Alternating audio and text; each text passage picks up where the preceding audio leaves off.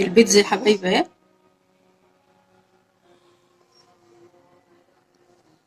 اجمل بيتزا واخف بيتزا، قعرها جميل، طيابها جميل اهو. طياب اهو، جميله معاكي وطريه خالص اهي.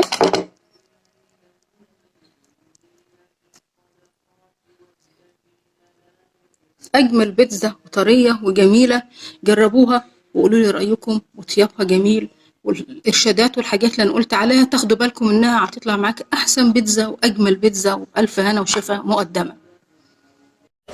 ايه ده؟ ايه ده؟ ايه الطعابة والحلاوة دي؟ اقسم بالله ايه الاكل ده يا كباب؟ الله وبركاته. ازيكم يا حبايبي يا حلوين، عاملين ايه؟ هنحضر النهارده من مطبخ منى اجمل والذ بيتزا ممكن تاكليها، من حيث العجينه والصلصه والحشوه كمان احسن من المطاعم بمراحل. بسم الله، يلا بينا نبدا يا حبايبي. صلوا على رسول الله. وعايزاكم تعملوا اشتراك للقناه وتقولوا لي كل تعليقاتكم براحتي. يلا نبدا بسم الله. هنحط الاول كوبايه ميه سخنه،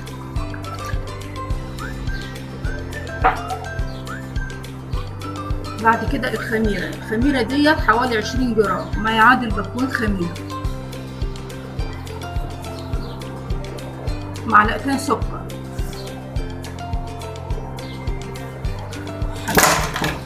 هنقلب بقى المكونات ديت مع بعضها كده.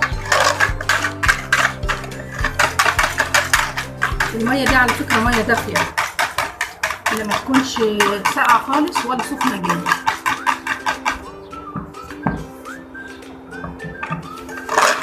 بنقلب بقى كويس كده علشان شوف الفقاقيع دي كده تبقى الخميرة شغالة معايا.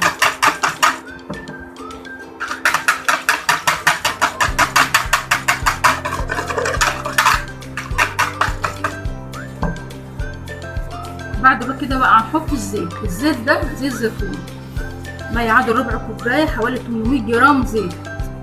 وممكن يكون زيت زيتون وممكن يكون أي زيت نباتي. نحط ربع كوباية زيت زيتون مع معلقتين كبار زعتر.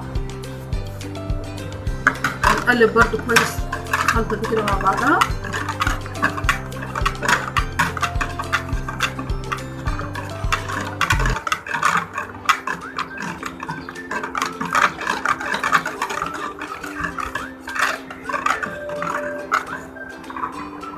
بعد كده بقى معانا الدقيق.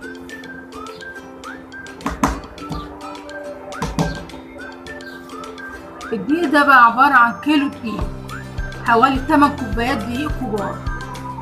ممكن تعملي نص المقدار، لو انت عايزة تعملي نص كيلو هتعملي نص المقدار بالظبط. معانا كيلو دقيق متعدد الأغراض، مغسول كويس أكتر من مرة، وعليه 4 معالق كبار لبن بودرة. ممكن لبن بودرة برضه عشان ما يبقاش مكتل، مش فيه أي حبوب.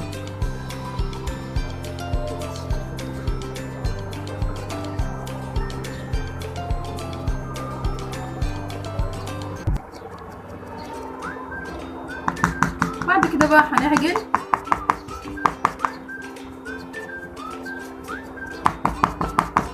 هنتكلم على بدائل كل حاجة حطيناها كده واحنا بنعجن ان شاء الله. هنقلب بقى الخليط ده كويس مع بعض كده.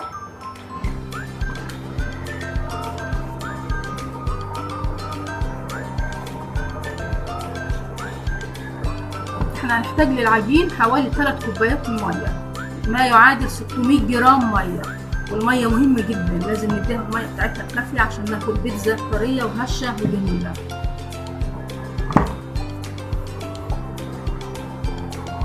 الملح، معلقتين كبار من الخل،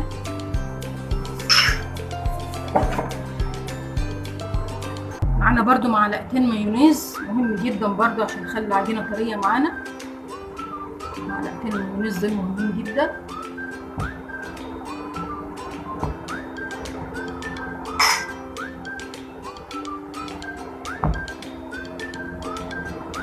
هنقول بقى نقلب بقى الخلطه دي كلها، العجينه دي كلها كويس خالص مع بعضها كده.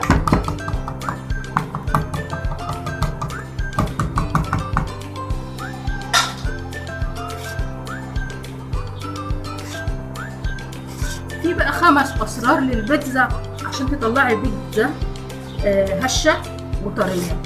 5 اسرار هنبقى نقولهم كده مع بعض كده واحنا بنعجن بالراحه. احنا كده قلبنا الخلطه دي بقى. الخلطه دي بقى هتعوز تاني. احنا كده حطينا كوبايه واحده ميه، فاضل كوبايتين ميه.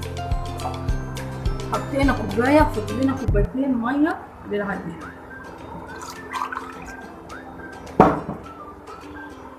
هنحط بقى واحده واحده الميه بقى، واحده واحده، ما نكترش ميه، بالراحه كده. كل ما تعوز ميه نحط ميه. اديها راحتها خالص في الميه بتاعتها عشان تبقى العجينه طريه وجميله.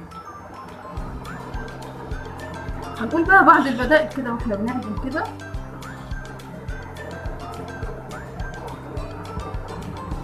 ده بقى هنحاول بقى نعجن بايدينا شويه.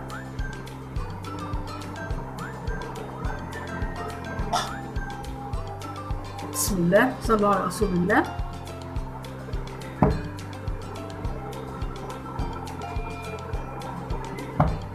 في بقى بدايل بقى هنقول عليها كده واحده واحده كده عشان ما تقفيش قدام حاجه. في حاجه عندك مش موجوده حطي بدلها. اول حاجه بسم الله كده، بالنسبه للبن البودره، لو انت ما عندكيش لبن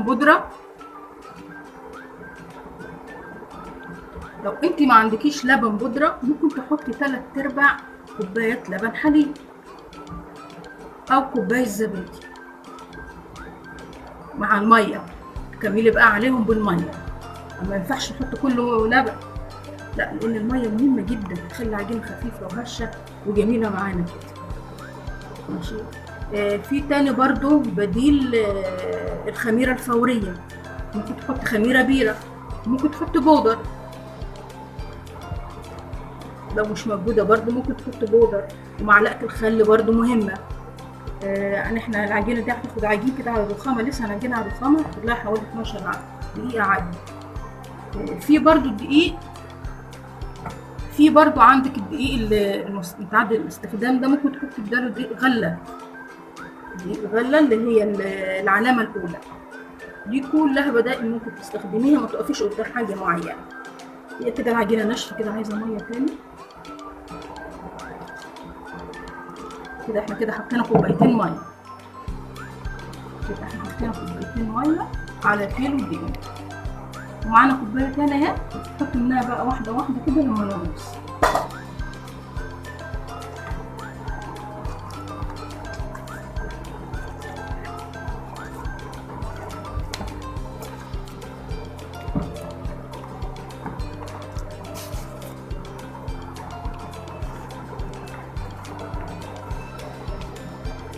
اهم حاجه يا جماعه العجينه دي لو اتعجنت كويس وخدت راحتها في العجين، طبعا البيتزا جميله معاكي طريه وهشه كده. وفي حاجات كده معينه احنا دلوقتي هنقول عليها برضو نطلع لك العجينه هشه وطريه. بس العجينه بس تتماسك كده مع بعضها شويه. هطلعها هنا على الرخامه وهنعجن فيها، تاخد لها 12 دقيقه بالظبط عجينه. يا حبايبي هي اتعجناها، نحطها بقى على الرخامه ونعجنها تكون عجنه كويسه طريه لمده 12 دقيقه كده على الرخامه.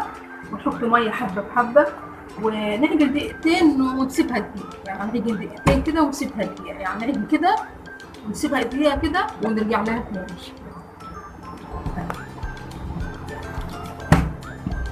ممكن كمان يا حبايبي بديل الزيت، ممكن نحط معلقتين زبده.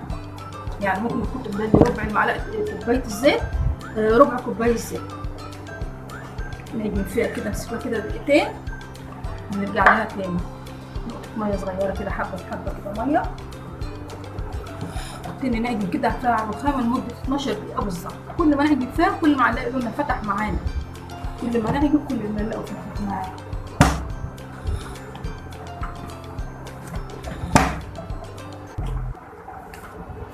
كل ما تعجني كل ما هتدي لون فاتح واللون يفتح معاك. سيبها كده دقيقتين وترجعي لها تاني.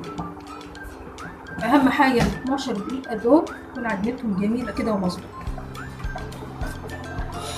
طول ما هي بتلزق كده في الرخامه يبقى كده عايزه لسه عجين. طول ما هي بتلزق في الرخامه كده يبقى هي ايه، لسه عايزه عجين معانا. لقيتها طريه معاك كده، سيبيها دقيقتين كده، ارفعي منها ايدك دقيقتين وارجعي لها تاني، افرديها ولميها، افردي ولمي، افردي ولمي.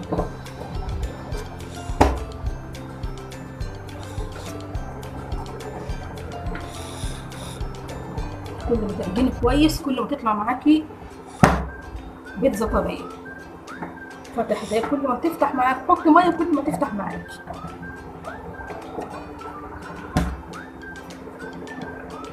ارفعها كده،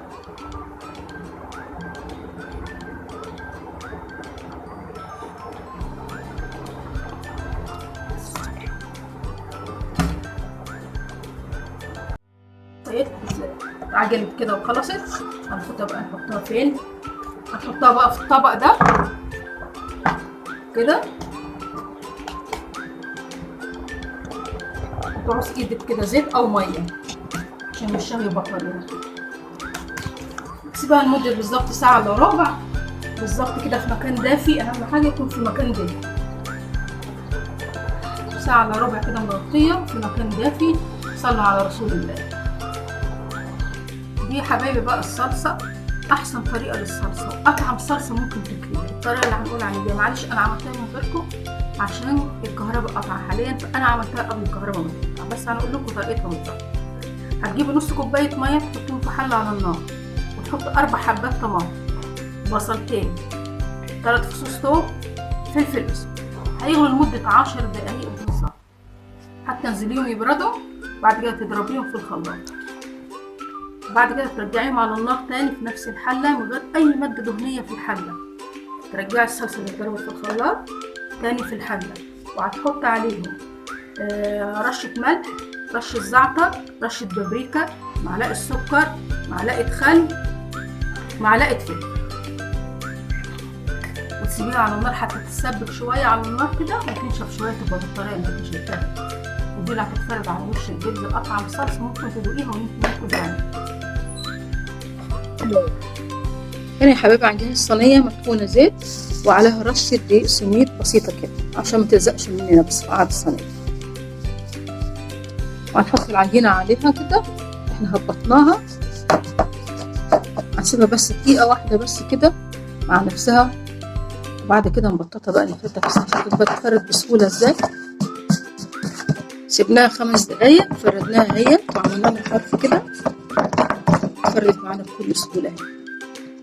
بعد كده بقى هنعملها بالشوكه كده عشان ما تقلقش. نخرج معاها بالشوكه ونفرد عليها الصلصه اللي احنا عاملينها.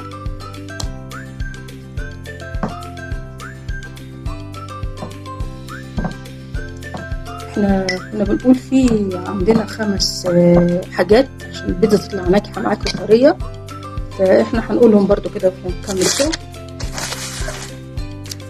اول حاجه السكر بيخلي العجينه طريه معاكي. الموزاريلا، المكان الدافي، العجينه تحطها في مكان دافي من الحاجات المهمه. الفرن برضو كان درجه حرارته عاليه حوالي 250، وتحط في الفرن لمده 10 دقايق بس. والميه برضو المناسبه في العجينه بتاعتها. نحط الشيدر، خلي الشيدر كله تحت عشان ما نخليش لونها اصفر. الشيدر في الطبقه التحتانيه كلها. بعد كده الموزاريلا،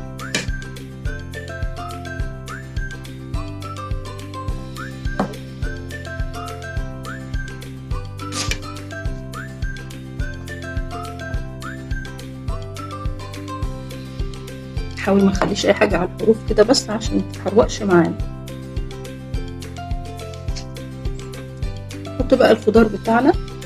ممكن بقى نحط لحمه مفرومه، ممكن فراخ، ممكن تونه، ممكن الخضار بس حسب الرغبه برضه. نوزعها كده. الفلفل،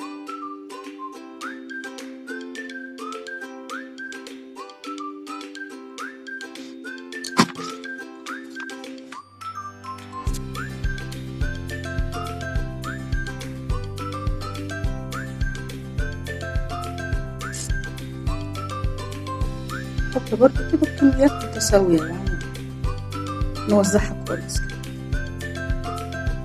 كميات متساوية. الزيتون معانا بس كده. وعندنا برضو هنا شوية لبن هندهن الحروف اللي باينة من العجينة بس كده بسيط يعني.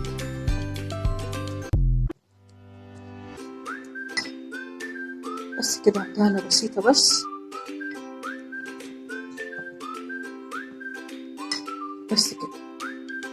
وهندخلها على الفرن نكون مولعاه من حوالي 10 دقايق بالكتير كده، فرن 250 درجة لمدة 10 دقايق على نار عالية عشان تطلع العجينة طرية معايا.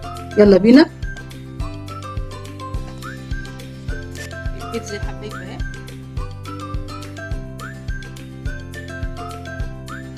أجمل بيتزا، أخف بيتزا، طعمها جميل، طيابها جميلة اهو، طياب اهو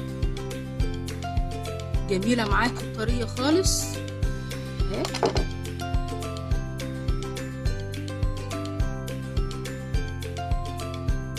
أجمل بيتزا طرية وجميلة، جربوها وقولوا لي رأيكم. وطيابها جميل، والإرشادات والحاجات اللي أنا قلت عليها تاخدوا بالكم منها، هتطلع معاك أحسن بيتزا وأجمل بيتزا، وألف هنا وشفا مقدمة.